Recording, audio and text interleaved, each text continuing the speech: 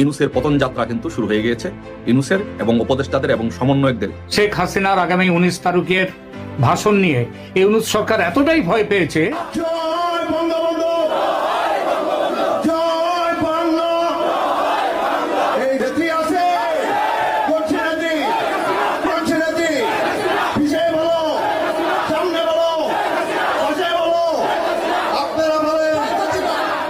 ইনশাআল্লাহ আমরা আবার ক্ষমতায় আসবো, সরকার গঠন করব, আপনারা ঐক্যবদ্ধ থাকেন, আমরা থাকবো মাঠে আপনাদের সাথে।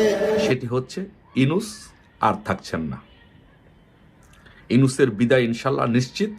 ইউনূস থাকছেন না, শেখ হাসিনা ইনশাল্লাহ বাংলাদেশে আসবেন। আমি সোর্স এবং ছায়া ফেলেছে, সেই ছায়া সরতে শুরু করেছে।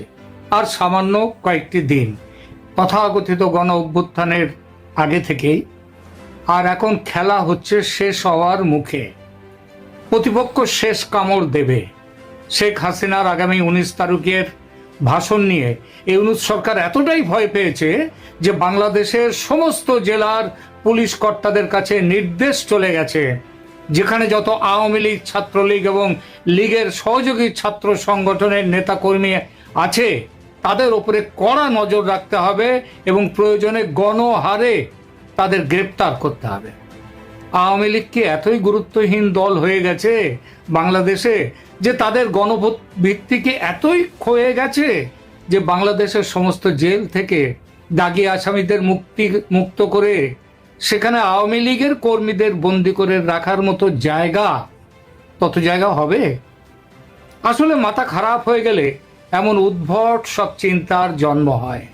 এদিকে শুনতে পাচ্ছি শেখ হাসিনা তার 19 তারিখের ভাষণের বক্তব্য ও আন্দোলনের আগামী দিনে কি করতে হবে না হবে তার রূপরেখা ইতিমধ্যে প্রায় চূড়ান্ত করে ফেলেছেন। কি বলবেন তিনি? এই নিয়ে শুধু আওয়ামী লীগ নয়, দেশের সমস্ত দলমত নির্বিশেষে সমস্ত মানুষ জানতে উদ্গ্রীব। আর সরকারে যারা বসে আছেন তাদের অবস্থা তো শোচনীয়। ভয়ে তটস্থ হয়ে গেছে সবাই। কি বলেন সবাই সেইটি শুনবার জন্যে, কি বলেন হাসিনাজি সেটা শুনবার জন্য তাদের অপেক্ষা। কিন্তু কি বলবেন শেখ হাসিনা? তার কোনো ইশারা কি পাওয়া যাচ্ছে কোথাও? কলকাতায় এটা এখন সবাই জানে যে কলকাতায় আওয়ামী লীগের অনেক নেতা কর্মী এবং মন্ত্রী তারাও কলকাতায় আছেন, ভারতের বিভিন্ন জায়গায় ছড়িয়ে আছেন, তার মধ্যে কলকাতাতেও আছেন তারা। তো তাদের একজনের সঙ্গে আমার কয়েকজনের সঙ্গেই আছে, তবে একজনের সঙ্গে মোটামুটি ভালোই পরিচয় আমার। তার কাছে জানতে চাইলাম বিশ্ব জুড়ে যে নতুন রাজনৈতিক সমীকরণ ঘটছে সেই প্রেক্ষিতে শেখ হাসিনা কি ভাবছেন, কি করতে চাইছেন সেই বিষয়টি। আরও স্পষ্ট করে বলতে গেলে 19 তারিখের ভাষণে কোন বিষয়গুলি থাকতে পারে সেইটা আমি তাকে যেহেতু খুব ভালোভাবেই জানি, ভারতে আসার পর থেকে আমি জানতাম যে তিনি তার নেত্রীর সঙ্গে অন্তত 2-3 বার তো বটেই টেলিফোনে কথা বলেছেন।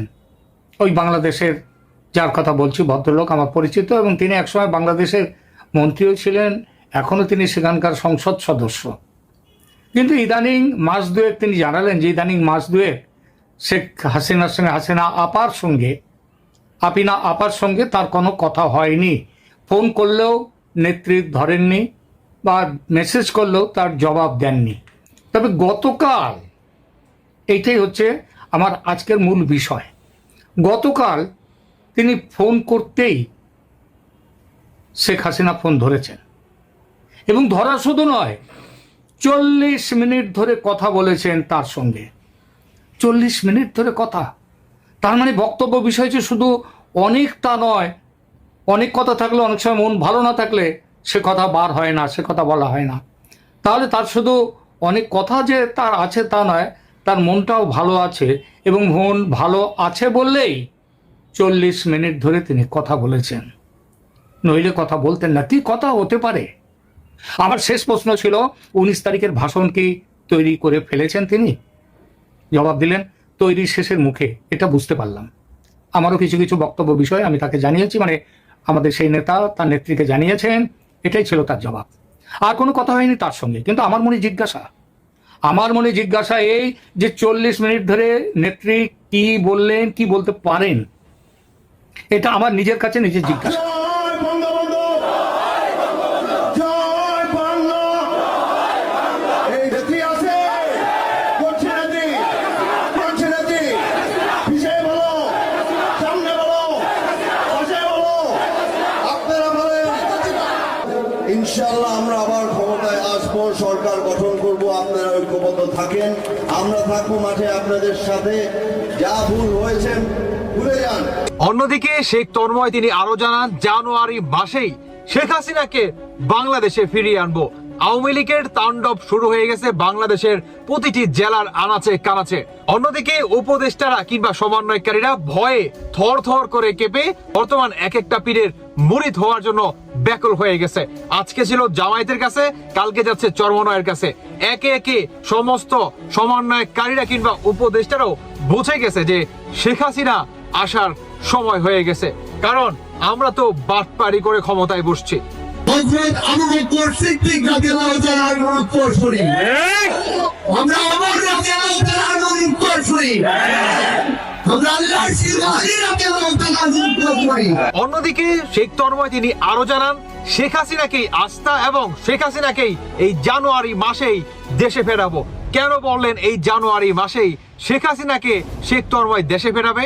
এর ভিতরে আরেকটি বড় রিজন হচ্ছে এই জানুয়ারি মাসকে ঘিরেই শেখ মুজিবুর রহমানের বাংলাদেশে আগমন ঘটে এবং এই জানুয়ারি মাসেই শেখ হাসিনাকে বাংলাদেশে আসার একটি কথা চলতেছে। অন্যদিকে শেখ হাসিনা তিনি আরো জানান, এই জানুয়ারি মাসেই আমার বাবা আসছে বাংলাদেশে এবং আমিও আসব বাংলাদেশে, পাক বাহিনীদের পুনরায় উপরে ফেলে দিব।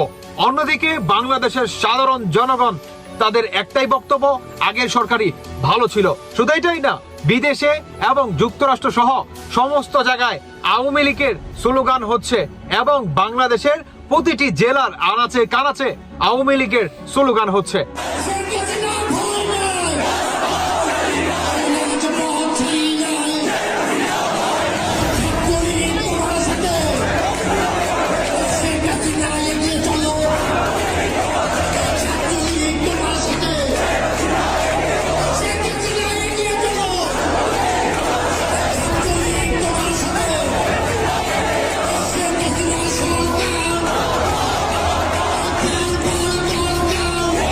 মাননীয় প্রধানমন্ত্রী জননেত্রী শেখ হাসিনাকে জোরপূর্বক দেশ থেকে বাধ্য করা হয়েছে। যুক্তরাজ্য আওয়ামী লীগ, বাংলাদেশ এবং বহির্বিশ্বের আওয়ামী লীগকে সাথে নিয়ে আমরা মাননীয় প্রধানমন্ত্রীকে ইনশাআল্লাহ অচিরেই বাংলাদেশে ফিরিয়ে আনব। আমরা মাননীয় প্রধানমন্ত্রী সরকারের সময়ে যে গুপ্ত হত্যাগুলো অনেক এজেন্টরা করেছে, করে আওয়ামী লীগের উপর দোষ চাপিয়েছে, আমরাও তার বিচার চাই। শুধু এটাই না, বাংলাদেশের বর্তমান সাধারণ জনগণ থেকে শুরু করে নিচু স্তরের থেকে শুরু করে হাই লেভেলের কিংবা হাই সোসাইটির মানুষজনও কথা বলতে শুরু করেছে যে আগের সরকারই ভালো ছিল। ডক্টর ইউনূস হচ্ছে ব্যর্থ সরকার এবং তাদের অতীত চ্যাংরা কিংবা অতীত বইরা এই সরকার দিয়ে কখনো দেশ পরিচালনা করা যাবে না। অন্যদিকে সাধারণ মানুষের বক্তব্য,